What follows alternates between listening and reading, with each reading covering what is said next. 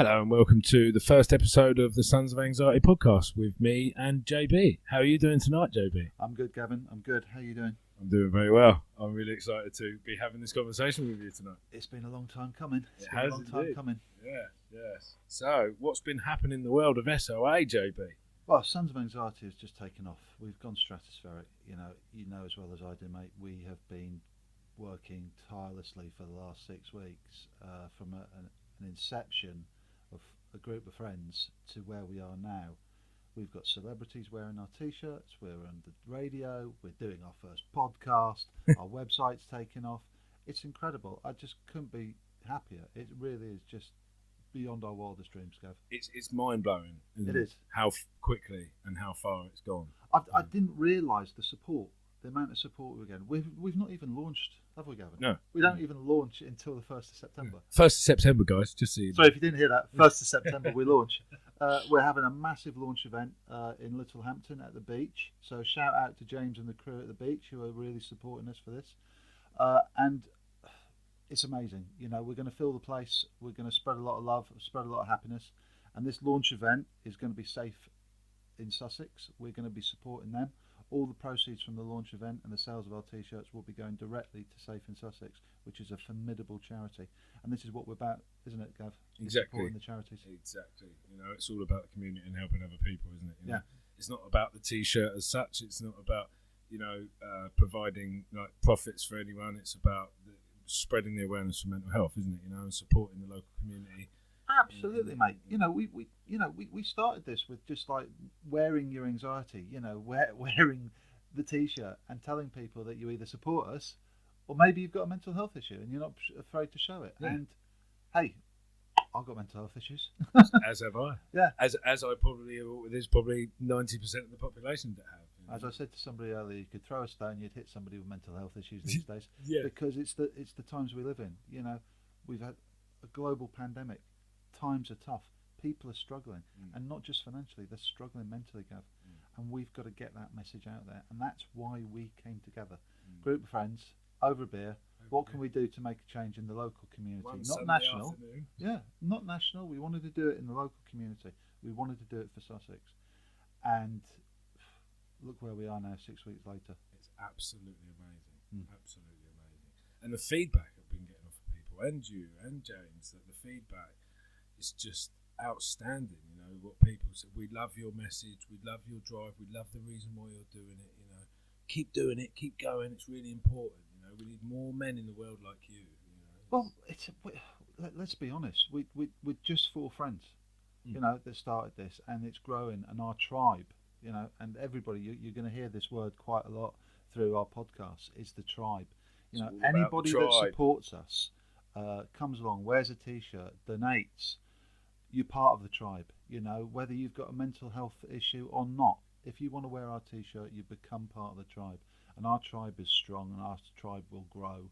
And we will be heard. And grow. And we will be heard. And we will raise awareness. And we will let everybody know what's going on. And we shouldn't be ashamed of that.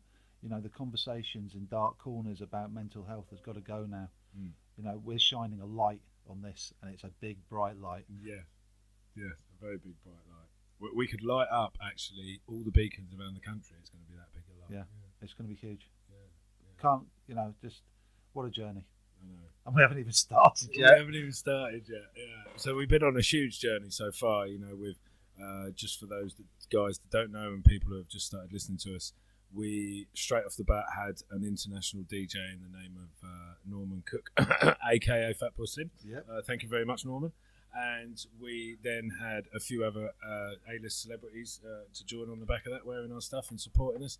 And it's just gone from strength to strength, you know. Now we're doing BBC Radio Tees, and then we're doing BBC Radio, and it's interviews here, interviews there. Let's hope nobody gets sick to death of us, Gav, because they're going to be seeing a lot of us, and they're going to be hearing about a lot of us. Yeah, the disruptive Sons of Anxiety crew. Here they come in their black and white t-shirts. Yeah, raising awareness for mental health and raising awareness for charities that, you know, they're all suffering. Charities aren't getting the donations that they should be getting nowadays because everybody's been hurt. been hurt by COVID, been hurt by loss, and everybody's struggling financially. And there's some great charities around here, Gav, and the list is endless. Suicide Prevention, Safe in Sussex, Turning Tide, Stone Pillow. The list goes on and on and on. And we want to help everybody, but we can't do it alone, Gavin. No. And that's why we're here. We're doing a podcast. Exactly. To share this message with you and share this and make everyone aware that it's okay to talk and share and don't be in the prison in your own brain and feel like you can't share it with people. No, absolutely. Otherwise me and JB wouldn't be here today if we was on that venue. So yes, it's very important to share and to talk to people. It's very even if it's just the slightest little thing, or you think it's the biggest little thing, but it might be the slightest little thing. Just share it with someone and talk to someone. Even if it's just a stranger. Just get that off your chest and relieve it, and don't carry it around with you. I'm not going to go into my backpack analogy. We use that on another episode. Yeah, you'll we'll come to Gavin's analogies in episode 4. We'll keep them on freeze mode for a little while. Yeah, absolutely. So, what would you like to share with our listeners today, JB? Well, this is one that, this is our first podcast, and, we aren't going to pull any punches, Gavin. We said when we started this, we were going to come full bore. We were going to be stripped down, and we're going to have the difficult conversations a lot of people don't want to have. We do have our clothes on, just so everyone this is fully clothed. We were going to video this as well, but we had some technical difficulties. But again, we'll probably keep that to the end of the podcast. So, what I want to talk about is suicide, Gavin. Suicide it's a difficult conversation. It's a difficult conversation to have.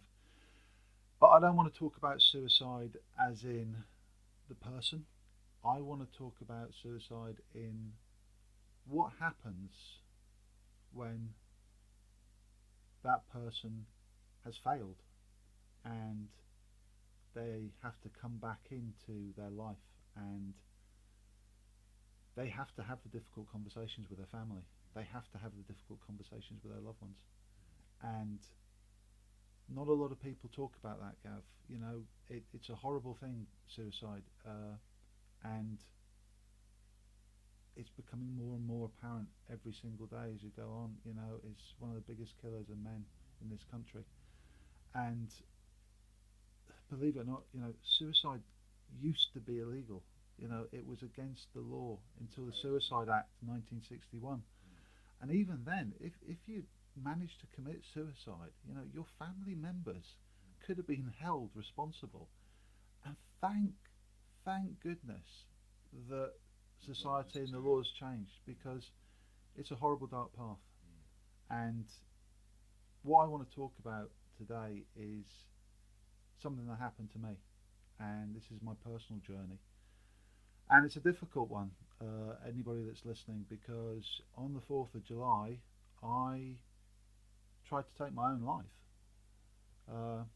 and it was a dark time, and I never thought I would have to have the conversations, because I never thought I was going to be here.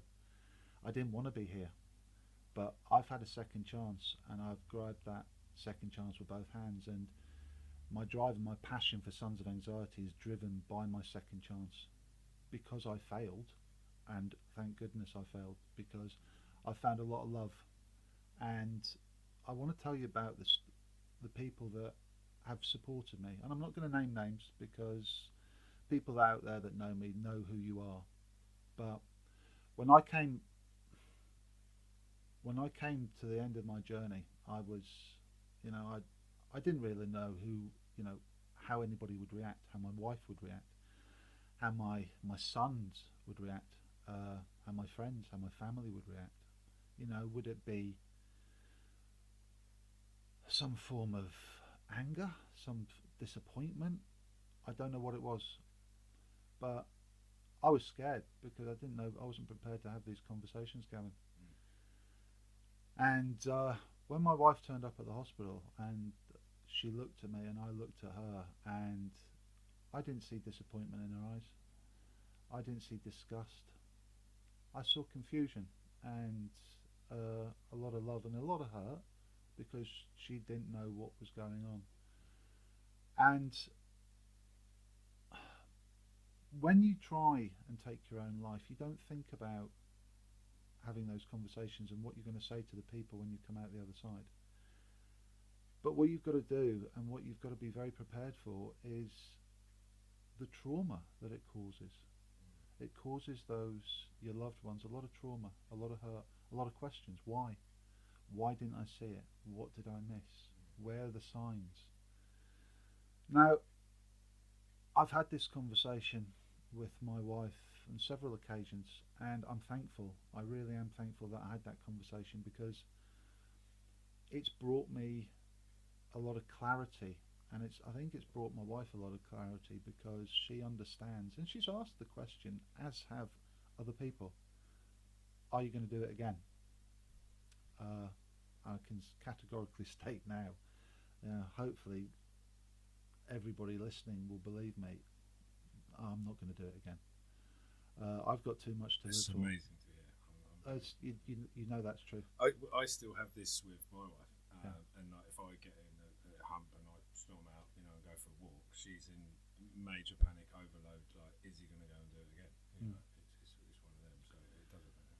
And I don't think, Gavin, looking at the research, it never goes away, mate. You're always going to have these difficult conversations. My wife has got my wife hasn't left my side. No. She has got to keep her there, babe. Yeah, she keeping me there, but it's getting better.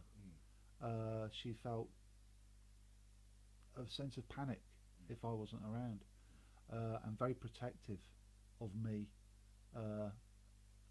almost to the point of overprotective, because she was scared that I would do something like this again. And it's not been long, it's just about over 6 weeks really, when I tried to take my own life. And when my wife sat there in the hospital and held my hand and looked at the damage that I'd done, and just soothed me and soothed my brow and just kept me talking while the fantastic nurses and doctors at Worthing Hospital fixed the damage that I did. Big shout out to the doctors and nurses. They were, you know what, Gav, I was sat there and I was ashamed of what I'd done and the damage that I'd done, and all they did was support me. And they just comforted me, and the doctors and nurses were incredible. The mental health team were incredible.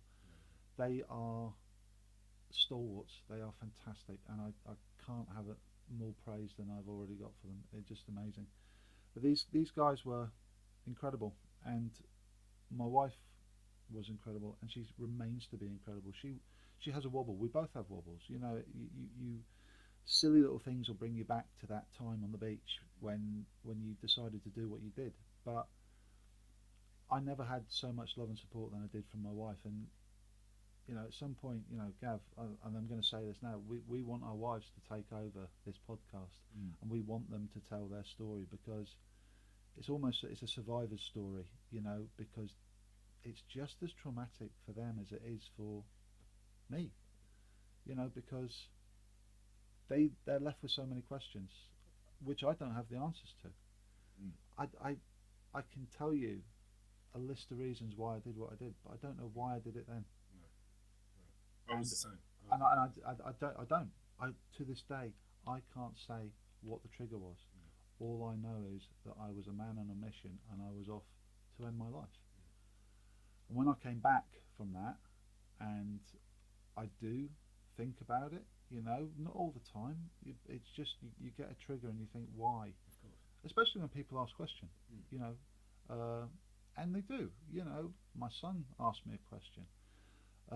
His girlfriend asked me a question.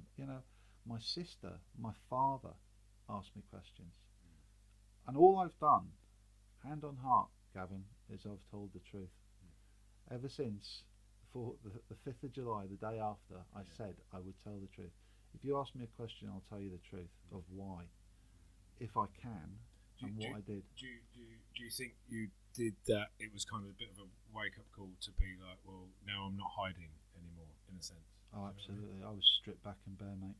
There was nothing. My emotions was laid before me. It was it was almost an awakening, and I don't want to labour on that point because I don't want anybody to try and have an awakening through suicide. No. There's better ways to do this, and this is why we're highlighting this.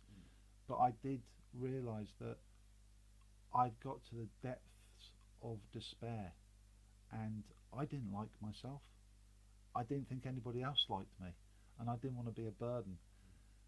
And when I came out the other side, and it is going through a very dark tunnel, and you do see light, and you do come out the other side. My wife was there, and she's never judged me to this day. She's sometimes doesn't understand, and she's helped me recognise learnt behaviours, which I was very much like at the very beginning, when where I would be hypersensitive, I would be very introvert, and then all of a sudden very extrovert, losing concentration because I was just worrying and just feeling like the weight on the world, and a snap temper. But now I can recognise these things. I can recognise lifted the weight effectively. Yeah, it's you kind of get this clarity. You understand yourself better, and when you've got somebody that loves you and is willing to spend time talking to you and putting their own feelings on hold, it's amazing. But I need to shout out the fact that, yes, as somebody that has tried to take their own lives, we've got to think about the people that are there for us, the loved ones that are there to continue to support us once we've done that, because they need help as much as we do. I'm lucky. I've got a fantastic group of friends, and and I've had some tough love. I've had tough love. I've had people give me a hug, and I've had people call me an absolute. And we won't say this because, but we are 18 plus. Anyway. Okay, that's fine. But they have absolutely shown me so much love and so much support. But my wife and my family, they never judged. They never looked at me disappointed. But I owe it to them, and I owe it to everybody listening to say, we know there's people out there that have experienced suicide, the act of suicide, and unfortunately people have been successful and they've left loved ones behind. They need support, and the people that have attempted suicide and have, thank goodness, failed and are still here need support. They need support because it's not gone away. No. Question that I was asked in the hospital by the mental health team, and it will stay with me: what's changed? Wow. And I went, nothing. And he went, how do we know we're not going to do it again? And I went, because all that negative energy's gone, and I'm going to turn all that energy that I've got to good, and I'm going to do something good. Turn your pain into power. Yeah. And then Sons of Anxiety was born. Well, pretty much. Out of the flames rose the phoenix, which is the Sons of Anxiety. And every day I thank my lucky stars, that I'm here. I thank my lucky stars that my wife has supported me, and I have done everything I can to support her and answer her questions. But it's tough trying to find support for the loved ones of people that have either left and succeeded with suicide, or the people that are here that have attempted suicide and they don't know what to do. And then they worry every time you Absolutely. walk out the door. So we need to raise awareness for, because it's a trauma. I don't want to label people as victims. It's not victims. It's just they're loved ones that have questions, have needs. They need support, and we've got to highlight this, Gavin. We've got to shine our big SOA light on it and say, come on, SOA t-shirt. Yeah. Where is the support? Where is the support for the people that are left behind, or the people that are here supporting the unfortunate people that only think that the only way out of this is to take their own lives. And that's not the way. It's not the way. It's not the way. I mean, we deal with our emotions in very different ways. Everyone does, don't they? We do, mate. We and do. you know, and that trauma and that pain and any sort of learned behaviour or past experiences will never go away. Their memories will always be there, but it's how you manage them and cope with them on a daily basis into sort of painting it into a pretty picture as opposed to it being a dark and gloomy picture, isn't it? I think. Gav, we both have our projects, and we both do things that we really enjoy to help our mental health. You know, but the one thing I get the most, I leap out of bed every morning is for Sons of Anxiety, because it just brings such a smile to my face when people stop me and go, "Oh, what's that T-shirt about?" Or even when we were at Fat Boy Slim, as you know, a complete stranger just came up, and through a conversation we realised that he had his own trauma, and all he wanted was a hug. So we gave him a hug, and we had a cry, and now he's one of our biggest supporters. And changed his life. It has, because there's so much loneliness in this world. Massive. And he needed just to know that there was a decent human being around. I love it now that we're actually getting strangers coming up to us and going, "Oh, this is amazing," because I did it myself this weekend. I know.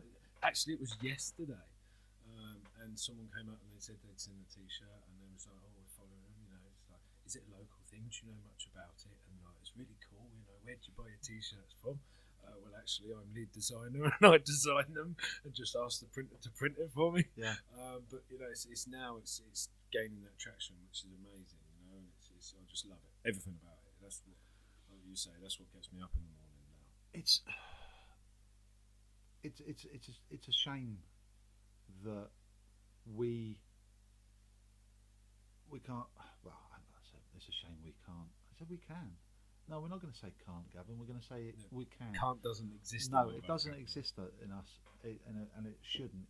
We can raise the awareness, and we can help as many charities and help as many individuals as we can, because there's so much to do.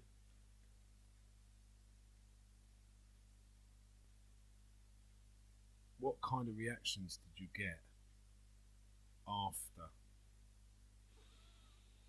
Wow. So obviously the main reaction was when my wife came to the hospital, and she was beside herself. That must have been very hard. It was very hard, and it's slow motion, just watching her just come through towards me. It seemed the longest of times, and I was ashamed, but she was just amazingly strong, and remains amazingly strong to this day. When I came out, I stayed in hospital for 2 days. I had wounds that needed healing. I needed to have some anti-toxins pumped through my body to make sure that I hadn't done a lot of damage to my liver. And I was lucky in that aspect, because they'd got to me in time. But yeah, I needed to tell my sister, I needed to tell my father, I needed to tell my brother-in-law. So we made a decision where we would leave Worthing Hospital, we'd drive to the house, and we'd go and talk to them. Jesus, Gavin, that was the second toughest conversation. It was just going in and just saying what had happened. I was bandaged, my wrists, my leg, I was battered. But again, better to release it and share it than to carry it around with you and hold on to that. There was no other option. I had no other option open to me, because I was now starting the healing process, and that was to talk. Previous to that, Gav, I didn't talk. I maybe had one conversation about several months ago about how I felt, and I never realised that was the start of my manifestation and what was going to happen. But yeah, walking in and seeing my sister and my father and my brother-in-law, and there was a lot of crying,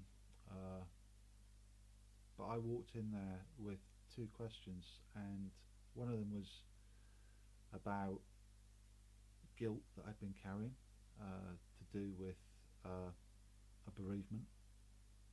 And you know what, Gav? That conversation, I had a different image 8 years ago of what happened.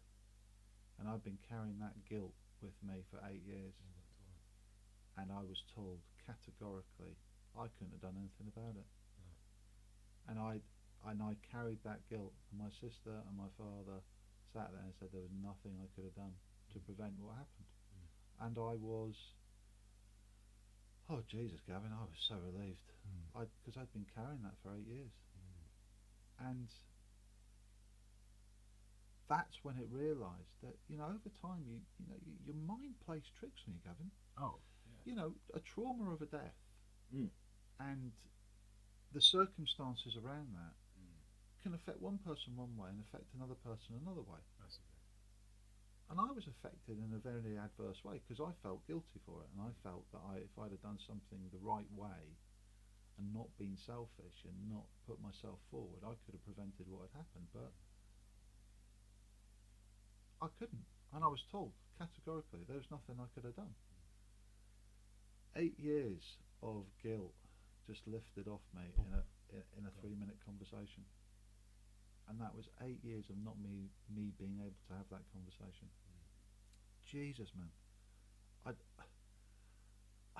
I can't describe the feeling. And then that was it. The floodgates opened. I was ready to talk about everything, anything, everything that had worried me, everything that I needed to share. It's almost like you feel like a snake in a sense. Not a snake in a sneaky way, but a snake because you shed. It's like shedding skin, isn't it? And once you let go of them emotions, it's like you don't realise how much it was weighing you down until you've let go of it. And then once you've let go of it, then you're like, wow, why did I carry that for so long? Gavin, that whole week, I had to tell my son over a Skype call because he doesn't live at home, and he drove down the same day, and that was difficult. That was difficult, I'm so proud of him, and I, like everybody else, I felt shame and guilt, and I felt I let him down. But boy, he's been strong, and boy, he is absolutely just carried what's happened on his very broad shoulders, and we had a very long, candid conversation, 4 hours, father and son, and we did a lot of healing. And then other family members I had to tell, it's because the buck doesn't stop. It there, doesn't. You have these conversations, and this process, ladies and gentlemen, this process can last for weeks because people that you didn't know care about you, and people that you want to share things with and let them know, because I've got very visible scars. You don't need to be a doctor to work out what I try to do. And people ask questions, and you don't need to tell them. No. A friend of mine said, say it was a DIY accident. And another friend, well, you're not lying, you did do it yourself. Yeah. Exactly that. Yeah. So it's, but that's a bit of dark humour, but it's true. You don't need to tell anybody unless you want to. No. And if you do, you've got to be prepared for the reaction. Of course. But you don't own that. And that's what I've got to stress that. If somebody looks at you in disdain, or they're angry with you because of what you've done, that's their shit, not yours. That's their emotion. That's their emotion. That's how they deal with it. You've done what you did. I've got to live with that for the rest of my life. And I've got people that love and respect me, and I'm going to hold on to those. Lots of us. Oh, thanks, brother. But because I didn't like myself, I didn't know that. No. Because I was closed. I was a closed book. Fogged. And now I'm fog brain. Eh? The fog brain. Yeah, the fog brain. Yeah. We'll go into that a bit later. we've got a lot. We'll of have a whole thing about manifestations. Yes, we've spoken endlessly before about fog brain and stuff. Yeah. And we could do 16 podcasts on that alone. Easy, yeah. But it's the love, the respect, the tough love, the respect has just made me feel loved, wanted, respected. And you know what? I owe it to every single one of you to continue on this journey, on my life, with Sons of Anxiety, anything else I turn my hand to, you know. It's gold. It is. And my legacy is going to be the memories I make with my wife and the memories I make with my friends. And that's going to be my legacy. And I've got a lot to live up to now, and I've got a lot of work to do. We've got a shit ton of work to do. I know. But you know what? If one person hears this and they can turn around and talk to a loved one and hug a loved one and say, I've been feeling shit and I've been feeling like this, then I'm a happy man. Amazing. That's all we want. If a partner who doesn't feel that they can get advice or talk, then they listen to this and they feel, hang on a minute, I'm not alone. This is the thing, and we're going to be signposting at the end of this podcast. Yes. to various local charities, national charities. You know, some of them you may have heard of them, some you might not have heard of. But there are qualified people out there that are ready to help you. You know, we're opening the door, ladies and gentlemen. Yes. You know, we're shining a light on our mental health crisis, and we're shining a light on a lot of other issues like bullying and ADHD and coercive relationships and things that are causing anxiety in the day-to-day life. We're going to be doing that through a series of podcasts, and we're going to be so many things we can talk about. And we're going to be signposting to everything at the end of the podcast. You know, you'll hear Gavin's dulcet tones giving you website addresses. You can find them on our website. You can see them on our Instagram pages. They're all going to be there. And I never had that. I knew it was there, but I didn't want it. But I want people to understand that you've got to have the ability to reach out and get it. And if you talk, that voice in your head that's saying that you're not worth it, if you say that out loud, that voice gets quieter. The more you say it, the more you talk to people, that voice gets quieter and quieter and quieter until it is but a whisper. And eventually, that whisper will go away and you will feel proud, you will feel worth it, you will feel valued, and you will feel loved, because I do, you know. And I can't thank my wife, my friends, my fellow brothers and Sons of Anxiety for everything that they've done. The humble beginnings of the tribe. And this tribe will grow, and this tribe will support, and it can't just be about the people that have tried to kill themselves. It can't just be about the people that have survived after trying to end their lives. It's got to be about their family as well, because their family, it's a traumatic event. Mums, dads, brothers, sisters, cousins, aunties. It affects so many people. So we've got to shine the light on everybody, Gavin. We do. A big floodlight, like the Massive. beacons around the world. Yes, hugely. I love the part that you said about just that one guy, you know, because when I first started doing podcasts and being interviewed on various different podcasts, that was my method. You know, if I can share my story and just that one guy hears it or that one woman hears it, you know, and it inspires them to go, well, actually, all that emotion, all that guilt, all that shame that I've been carrying all them years, I can actually let go of that and tell someone, you know, even if it's not just a family member, just a stranger, you know, like someone that's willing to be there with open arms and care for you and be supportive in a sense, you know. But it is that message, just getting that message out there over and over and over and over again, isn't it? You know, and now we're doing these T-shirts. You know, we're visualising that vulnerability. We're sharing the struggle. Message. Yeah, we're wearing the struggle. It is, yeah. And this is part of the brand, and it is wearing the struggle.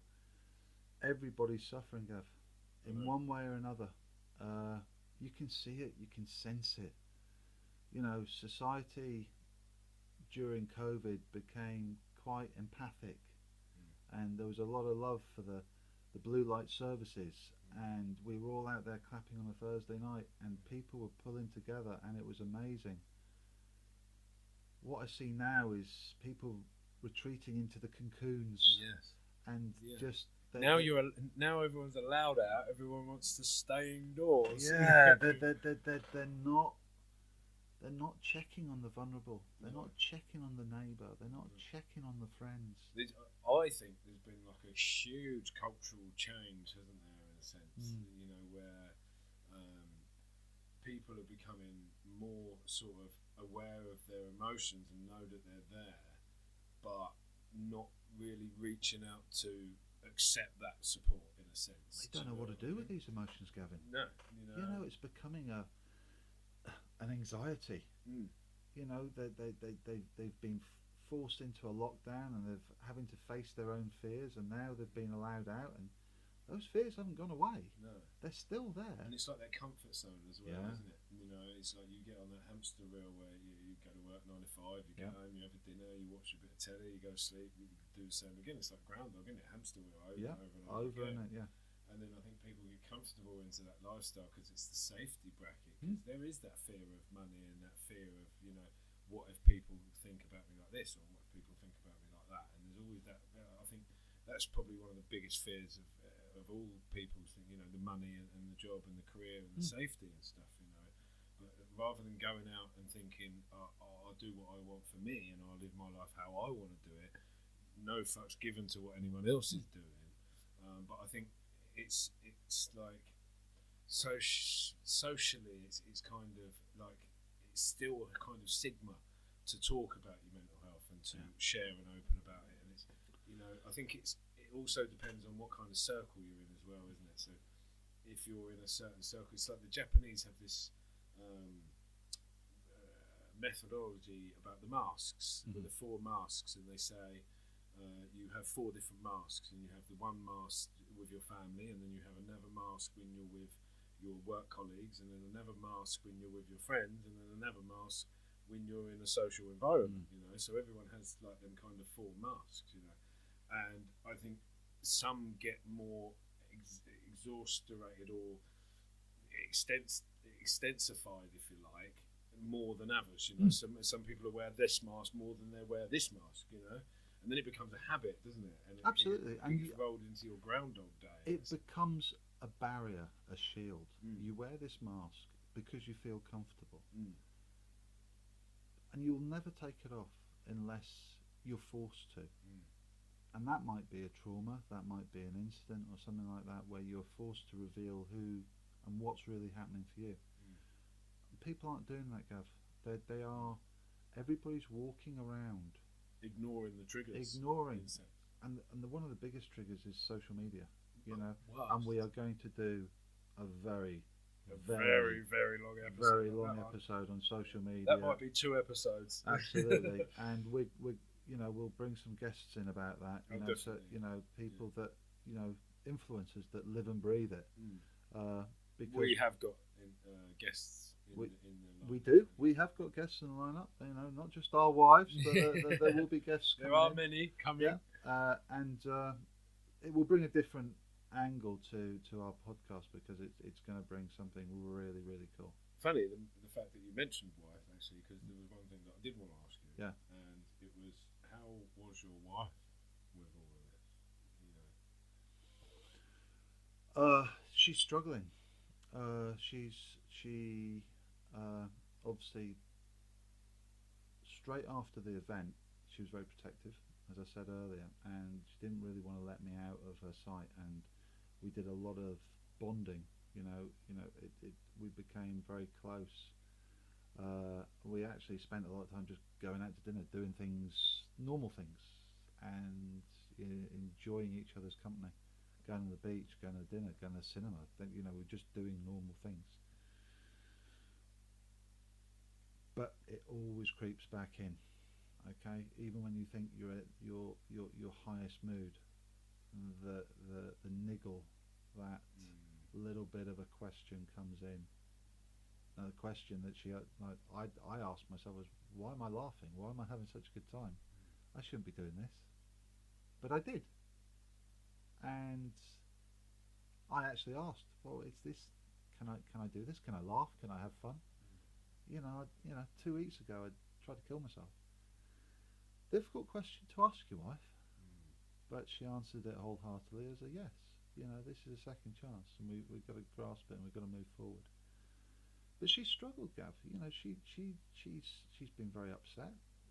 She's asked questions that I can't answer. Like, why? We know there was a lot of triggers. We know that I was carrying a lot of stuff. There was a lot of guilt. There was a lot of old stuff. I was. We're gonna have a big. We're gonna have a segment on bullying. Oh, cool. And I was bullied in my 30s. I was bullied in my 40s. I was bullied in my 50s, and he's not the smallest of gentlemen either. And this is to actually lose everything because of a bully, and have to start again because of a bully. Again, that just weighed down on me. And when I sat with my wife, emotional stacking. Yeah, big time. Emotional stacking, and that was one of several problems that we're going to cover. But I've had the personal experience of. But to come back round to my wife, who has the tool set, has the capabilities, has the knowledge, but in the same instance has been left traumatized, hurt, vulnerable, scared by what I did, but continues to be my rock, my best friend, my everything. And we're there for each other. But by God, Gav, I couldn't have been where I am now without her. And her ability to trust me, her ability to love me, support me, while supporting herself and reaching out and talking to friends about how it is for her. Because all the conversations we had, it was just me and her telling everybody. Nobody really asked her what was going on for her. No. And we literally had to force a situation where she went out with her friends without me to just go and tell her friends what had happened. And she came back and a weight had been lifted off her shoulders because they weren't asking about me. No. They were asking about her. And this is what we need to do, Gav. And it gave her the opportunity to release them emotions herself and not to carry that emotion. Absolutely. And keep stacking. Which is what we did until we eventually went bang. Yeah. So it's very important. It is. You need to talk. We can go around the houses and everything that we've talked around tonight, vocalising what's going on, Gavin. It's the most important thing. Talk. Absolutely. Even if it's just the stranger. Yeah. And on that note, actually, with the wives, we are going to arrange an episode with the wives, aren't we, John? Mm-hmm. Get the wives together and let them take over our podcast. Yes, they're going to come in and they're going to tell their story, and it's something you don't want to miss, ladies and gentlemen, because it's going to be stripped back, because they're going to tell it from a. How do you describe it, Gavin? It's a wife's point of view. A wife's point of view. It's scenarios like this, in a sense, that kind of shows you that it's not just a rock on the finger and a piece of paper. There's a lot more to it than that. And I mean, we've noticed it with various support groups that we've worked in, where there has to be that 50-50 ratio. Otherwise it just doesn't work, does it? It's like, and this has been, Christ, this has been a true test of our marriage, and I know for a fact going forward, mate, it's and I don't know whether Tina will listen to this podcast. I really don't, and that will be her decision to make. And I know she's looking forward to making her own podcast and putting their story forward, and it's going to be a good listen. And I'll be honest, I don't know whether I'll listen to it or not. It's like one of those things, but it's going to be good, ladies and gentlemen. It's going to be good. It will be absolutely amazing. It will be amazing. It'll be be very emotional. It will be. Very heart tearing, I'd say, in a sense. But good to talk about it. And Absolutely. Spread that awareness. You know, if we wasn't here doing this and we wasn't sharing these stories, we wouldn't be spreading the awareness, would we? You know, and that's the whole point. But we've also got to bear in mind that there's going to be lessons that they're going to share. There's lessons learned, and they're going to share those, and they're going to share their journey. And if anybody has been through anything like this, whether you've lost a loved one or whether your loved one has tried to commit suicide, and you know you've found the strength to stay together and be there, it's worth listening, because we've got two very, very strong, very, very capable women that are going to tell their story, and you know there'll be some little gems in there. I can tell you that for a fact. What's it like to live with two very unhinged gentlemen for 3.5 years losing their plot? Yeah. It's going to be very, very thingy. Sorry, I just drink my juice there. If anyone was wondering what that noise was. I was trying to do it mid-speech, but it didn't work. So we've got a lot of things planned, lots and lots of episodes planned, and you know, we had a few technical difficulties this morning, didn't we? Yep. But you know, hey ho, we've got past that now, and it will just get better and better. And there's lots of things in the pipeline, isn't there? There are. You know, let's circle back to our launch event, Gavin. It's going to be massive. It's all about support. You know, we're launching on the 1st of September. We're supporting Safe in Sussex. We're going to be there. We hope that you're going to be there. We will be launching our first podcasts from the 1st. You know, we'll put a snippet of this podcast so you can have a little taster on our website. A little trailer taster on our website and on our social media posts. And ladies and gentlemen, if you like what you hear, you know, just listen on, you know, because we've got some stories to tell, and we've got some advice to give, and we've all been on some pretty emotional journeys, and through our learned and shared knowledge, we want to help as many people as we can, and that's what we're going to do. And if you want to help, then please, you know, visit our website, give us a like on Instagram, give us a like on Facebook, share, become part of the tribe. Sonsofanxiety.co.uk or Sons of Anxiety UK on Instagram, and Facebook is David Sons of Anxiety. Sons of Anxiety. You can find us on all the main social media. Also listen out for us on the radio. Again, there's a brilliant little radio interview with us from BBC Radio Tees. You'll find about our origins and where we're going. And looking forward to the next one, Gav. It's going to be absolutely amazing. Amazeballs is. I'm going to use the terminology of amazeballs now. I think we should punch that into every little podcast we do. Amazeballs. It's going to be a little funny jerk of that one. Oh dear.